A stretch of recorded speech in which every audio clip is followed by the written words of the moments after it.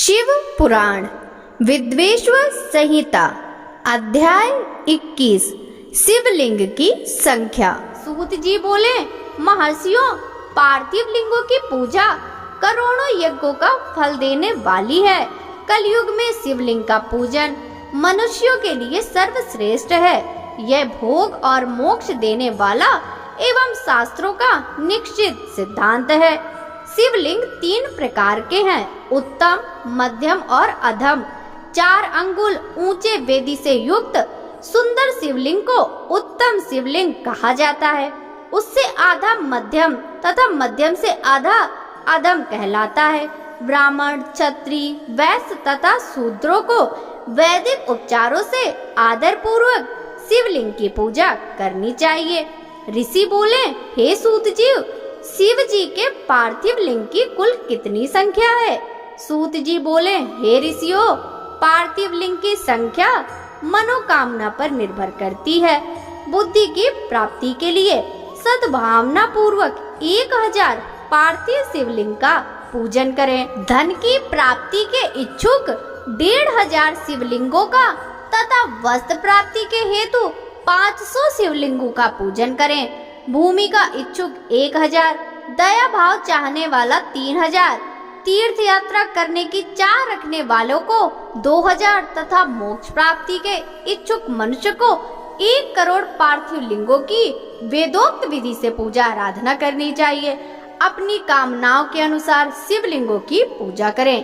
पार्थिव लिंगों की पूजा करोड़ों यज्ञों का फल देने वाली है तथा उपासक को भोग और मोक्ष प्रदान करती है। इसके समान कोई और श्रेष्ठ नहीं है, अर्थात यह सर्वश्रेष्ठ है। शिवलिंग की नियमित पूजा अर्चना से मनुष्य सभी विपत्तियों से मुक्त हो जाता है। शिवलिंग का नियमित पूजन भव सागर से तरने का सबसे सरल तथा उत्तम उपाय है। हर रोज लिंग का पूजन वेदोक्त विधि से करना चाहिए। भगवान शंकर का नैवेद्यात पूजन करना चाहिए।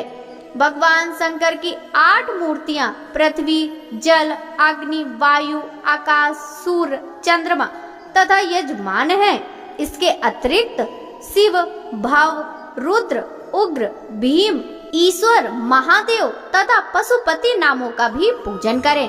अक्षत, चंदन और बेलपत्र लेकर भक्ति पूर्वक शिव जी का पूजन करें तथा उनके परिवार, जिसमें ईशान, नंदी, चंड, महाकाल, भृंगी, वृष, स्कंद, कपर्दीश्वर, शुक्र तथा सोम हैं, का 10 दिशाओं में पूजन करें।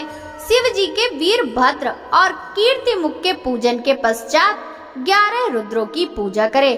पंचाक्षर मंत्र का जाप करें तथा शतरुद्री और शिव पंचांग का पाठ करें। इसके उपरांत शिव की परिक्रमा कर शिवलिंग का विसर्जन करें। रात्रि के समय समस्त देव कार्यों को उत्तर दिशा की ओर मुंह करके ही करना चाहिए। पूजन करते समय मन में भगवान शिव का स्मरण करना चाहिए। जिस स्थान पर शिवलिंग स्थापित हो वहां पर पूर्व, पश्चिम और उत्तर दिशा में न बैठें, क्योंकि पूर्व दिशा भगवान शिव के सामने पड़ती है और इष्ट देव का सामना नहीं रोकना चाहिए। उत्तर दिशा में शक्ति स्वरूपा देवी उमा विराजमान रहती हैं। पश्चिम दिशा में शिव जी का पीछे का भाग है और पूजा पीछे से नहीं की जा सकती, इसलिए दक्षिण दिशा में उत्तराभिमुख होकर बैठना चाहिए। शिव के उपासकों को भस्म से त्रिपुंड लगाकर रुद्राक्ष की माला, बेलपत्र आदि लेकर भगवान का पूजन करना चाहिए।